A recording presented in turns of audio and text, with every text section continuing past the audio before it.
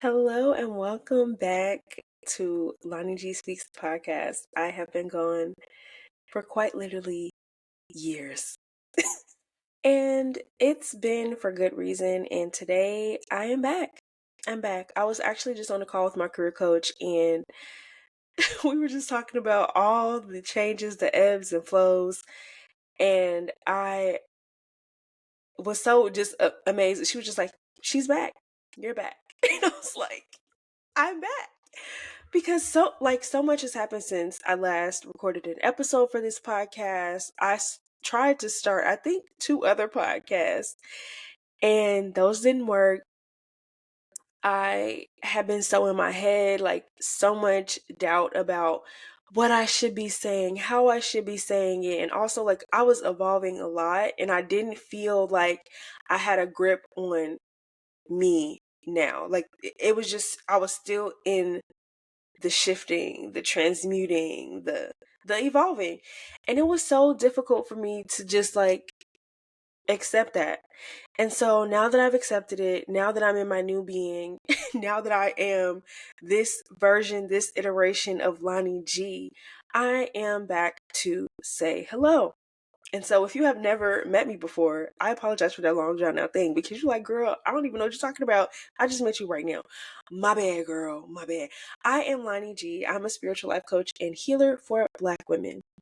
My passion in life is one of my passions, because I have many, but for the purpose of this podcast, my passion is to inspire, enlighten, and hopefully empower Black women to see themselves in a new way, to discover how to best care for and love for yourself no matter what.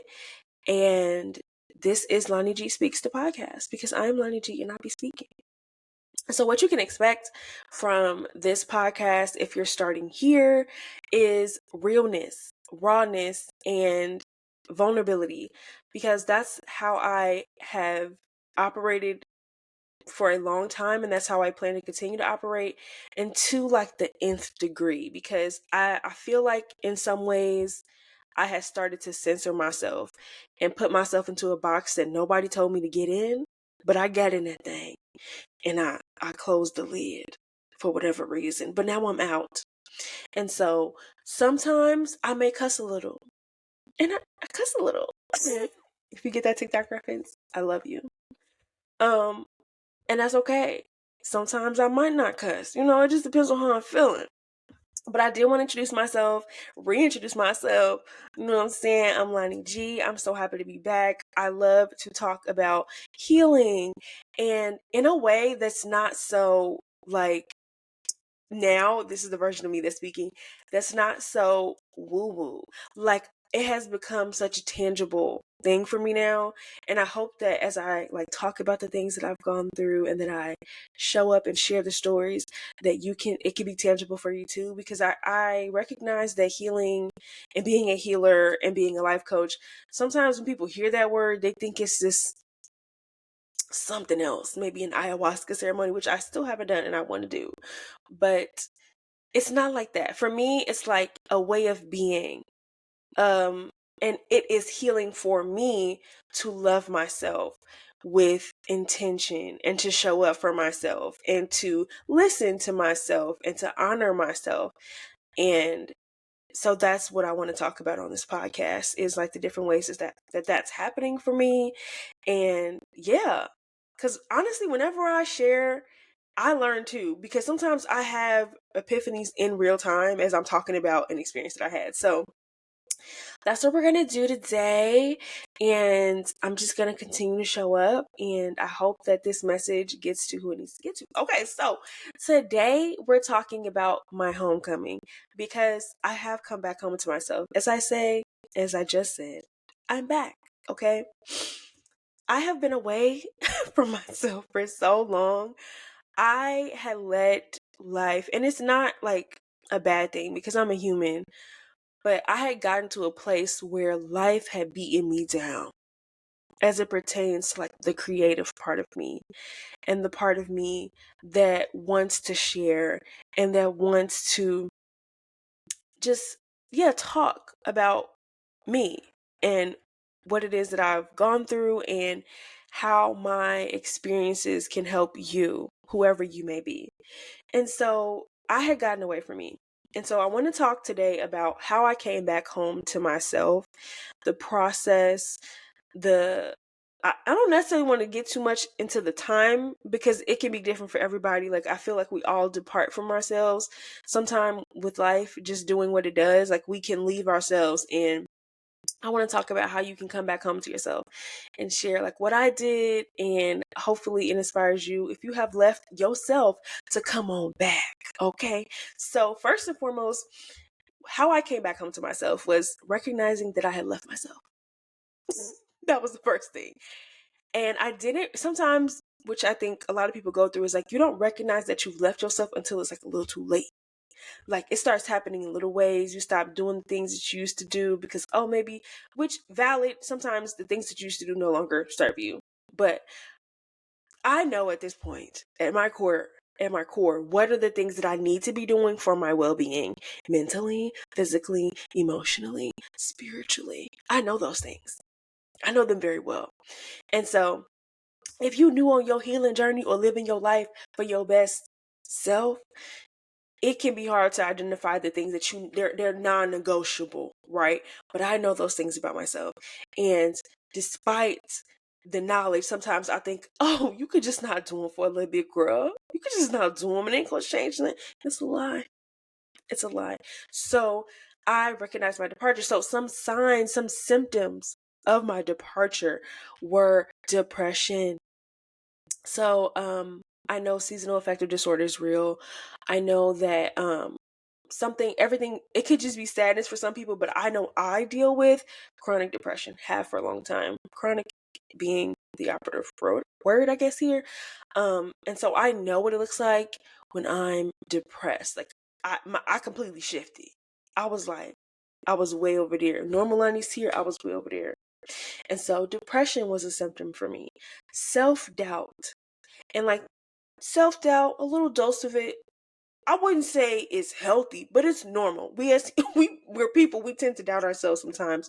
But it was like it was overwhelming amounts of self-doubt. Like every decision I'm making, down to the what are you gonna eat today, I started doubting and questioning, and just so much questioning of myself, meaning that I wasn't trusting myself. So for me, I know what that feels like, and it's not home. That's not homeostasis. That's not when Jelani is in the house. She feel real confident. She feel real sure because she doing what she needs to do to make sure that she has a direct channel to God, to the divine, to her ancestors, to her spirit team.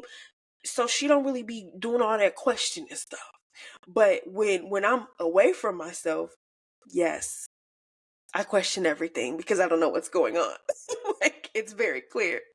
And lastly, so much fear. Kind of going into the self-doubt, like the anxious fear thing, but it is like just fear of the worst outcome. Like I start to just every worst case scenario, I'm actually harping on it. I'm actually thinking about it. I'm actually playing it in my mind on a loop. And that's when I know, again, she's not home. Nobody's home. So that's step one of coming home to yourself, is recognizing that you have left yourself. And so for you, your symptoms can look differently, but you got to learn how to identify them. Part of this living life for your best self is really getting to know yourself. Like nobody knows you as well as you do. Nobody's waking up in your body. Nobody's going to sleep in your body. You are you from the beginning of the day to the end. And so it's really important to get to know yourself. Like what are the things that you do that make you feel good? How can you do those things more often? Because that's what, when you feel good, I feel like that's what being home feels like. You know how it is when you had a long day, you come in the house, if you love your house, obviously. I've lived somewhere where I didn't love it, but this is ideally if you loved your home. When you come home, everything's great. Everything you need is there.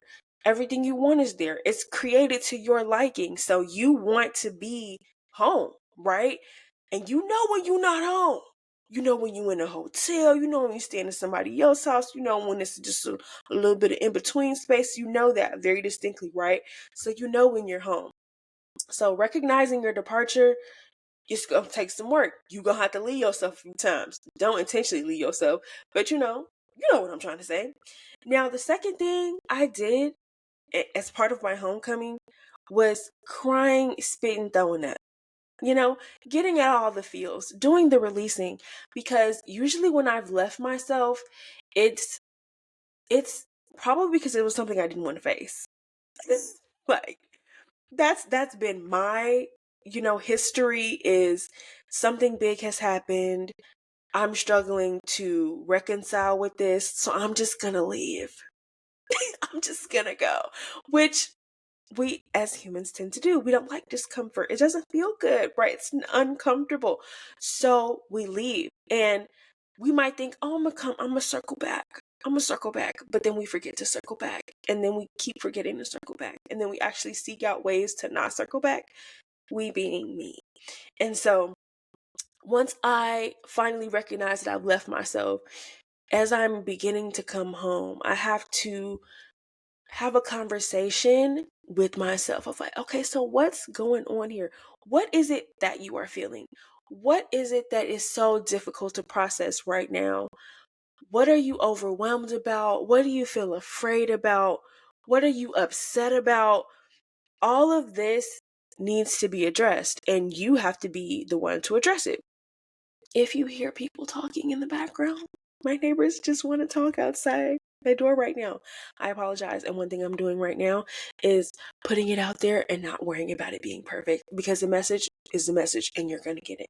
So praying, crying, releasing, spitting, throwing up, all the things, you know what I'm saying? Purging myself of what it is that I've been holding away from myself. You just walking around all the time. You ain't never come home and put it down. You just walking around with all this weight. You know what I'm saying? So I had to come home, and part of my coming home was pouring it all out, right? And so something that I have been getting more into lately is prayer, because as a person who was raised Christian, I do have a bit of church hurt that I have been healing since 2019, let's say. And I've always been a prayer girly because my mom is a praying woman, okay? I'm always calling on God. But I didn't really have a good disciplined practice. I have other things that I do practice, and with those things I have more structure, but I had to come home to what felt good to me as well, like what felt normal to me. Learning new spiritual practices is something that I'm valuing and I appreciate in my life. And I also felt that there was this element of like what I missed, right? Like I always grew up loving praise and worship church, and I will still forever do that. But I did not have my own relationship with God. Like I wasn't particular about it. It's not saying I'm going back to Christianity, but like the elements of Christianity that resonated with me, I wanted them in my life again. And so part of that was prayer. So I was talking to God.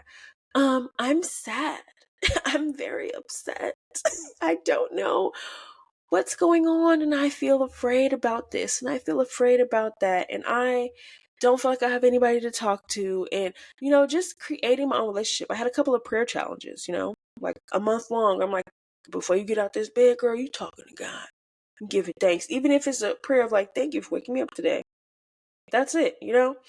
I'm not trying to convert anybody, but I'm just saying that was part of my process of coming home, was getting out all my feelings and talking to source, talking to God, talking to my source, talking to what made me feel supported.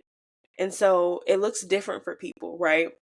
For me, it's God, it's my angels, it's my ancestors, it's my spiritual counsel as well. And so for you it can look different, but it has to start within. It has to start with your own unique relationship with whatever that source energy is named for you. Okay? And so the third and final piece of my homecoming, I'm looking at my notes here, is realizing what needed to be done and doing it, right? Isn't it great to know what you need to do and then do it? Yes, that's something that when I was away from myself, I would know the list of things that needed to be done, and then I would just not do them. And so when I'm making a conscious effort to come home to myself, I had to start somewhere. And this is something I tell my clients as well, as like, do not give yourself a list of 10 things to start doing starting tomorrow. That's unrealistic. You probably ain't even gonna get through the list in day one, and then you're gonna hate yourself because you're like, well, see, I knew I couldn't do it. And girl, it's a self-fulfilling prophecy because you set yourself up for failure. It's not realistic. If you haven't been, even if you've done the things before, even if you was the yogi, even if you was the meditating guru, even if you was the whatever hell it is, you still have to start yourself, like, start over slowly. It's the same if you're going on a fast, right? If you start fasting from foods and like that require a lot to digest, like you do a juice fast, and then the next day after you do the juice fast, you go straight into cooked foods, heavy carbs, a lot of meat. You're gonna fuck yourself up. You're gonna fuck yourself up. You know that. It's not gonna feel good on the inside because it doesn't work like that. Okay. So it's the same with setting up a new habit for yourself. Is you don't start with the whole, what do they call it? The kit and caboodle? I don't even know what the hell that is. But you don't start with everything. You one thing. So for me, I had gotten away from yoga, so my body was hurting. Okay, I'm 32. That's not said to be old, but like once I got over 25, honestly my body started doing different things. But anyway, so I had stopped doing yoga. I had stopped journaling.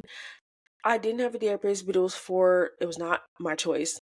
She transitioned out, not in life. Anyway, that's the tangent. Wasn't going to therapy, wasn't praying, wasn't doing anything for fun. Like, I was just in this just very not like myself place. And so what I started with, I was like, I'm going to start with yoga. I want my body to feel better. I could, and I wasn't eating good either, y'all. I was eating so bad, like so bad. And so I started one thing. I'm like, habits will build on themselves. What's that man's name? James something, the author of Atomic Habits. Is it right up here? Oh my God, it is right up here. James Clear. I was right. James Clear. He says habit stacking. Well, I think I'm mixing up one of his terminologies with something else. But basically, he has in the book, he talks about how it's easier to do another good habit if you already are doing one, right? So, habit stacking is a different concept. It's when you pair something that you want to do with something that you're already doing. This I'm talking about basically one good habit begets another. So let's say, usually this is a great example people always use. When you start working out, you're probably gonna try to eat better because you don't want to waste your workout. And then you're gonna start going to bed a little earlier so that you can get a full night's rest. Like, things will just start building on each other. And so that's how it always works. Like, you're not special. Like, in that regard, you're a human being, and we like systems, and we do things that we think make sense. And sometimes we tend to punish ourselves. So if we make one bad decision, we're like, well, shit, I might as well. Like, if you started a day and you're like, I'm not gonna drink today, you have a drink, well, I might as well have another. Like, that's kind of how we work. So if you are doing one good thing, you're like, oh, I feel good about that, let me add on another good thing. That's the system. So that is what I did, right? So this time I started with my yoga. Then I did do my prayer challenge. I did start journaling again. I told myself, you ain't getting up out this bed till you journal, right? You're not officially starting your day till you journal. You can't touch your phone till you talk to yourself. Those are the things. You got to set some rules for yourself. And so those are the 3 steps. So to review, what we did was to come home. We recognize the departure, right? So by identifying the symptoms, for me, it was depression. It was a lot of self-doubt. It was a lot of fear, anxiousness. Those are my symptoms that Jelani's left the building. When these things are overtaking my whole being, like 3-4 days out the week, she's left. And we gotta go get her. So after we've recognized the departure, we go ahead and we start actually having the conversation with ourselves of like, hey, yo, I'm feeling these things. So we release, we cry. This is where journaling comes in. This is where your prayer comes in. The conversations with yourself and with your source. You're going to tap into that. And then after that, you identify what needs to be done to get you back in the house, and you do that. one step at a time. You build your habits on top of each other, your good habits, the things that are your non-negotiables, you build those back into your daily lifestyle, your daily routine, your daily rituals, whatever you want to call it. Everybody call it a different name. There's no better way to call it. It's your thing that worked for you. Okay? So that is really what I wanted to share with y'all today, because now that I've come home, it feels so good. It feels so good. And I know that sometimes I tend to be like, well, when am I going to leave the home again? It doesn't matter, because I know how to get back. Okay. So what I'm now going to start doing in my podcast episodes is end with the invitation to give you insight into how to identify when life is giving you an invitation. Life is offering you an opportunity, and how do you show up to meet that? And so for me, at the end of the episode, when I share my little tidbit of knowledge, I'm going to tell you what I felt life's invitation was and how I responded to it. Or like, basically, I'll tell you how I responded to it in the episode already anyway. So what I felt like life's invitation was, or life's question for me was what would happen if you just let you be who you are right now? And so how that connects to everything I've just shared was part of my departure from myself was the fact that I was changing so much, that so much was like different, and I didn't know how to navigate that. And so I just left myself. I'm just going to take it a day at a time. And it wasn't really a healthy take it a day at a time. It was just like, fuck it.